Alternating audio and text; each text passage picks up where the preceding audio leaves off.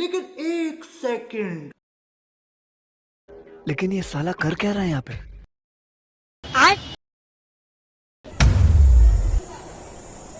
কি রে গফুর, কি হইছে? হুতিরে সদ্য ইয়ানা মারালা। আমি মরে গেছি রে আরাফাত, শেষ আমি।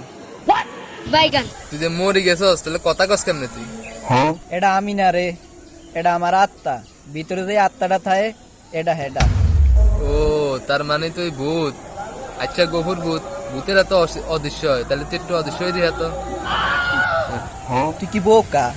সব ভূত অদৃশ্য হয় না, কিছু ভূত দেখা যায়। আমি হইছি হেডা।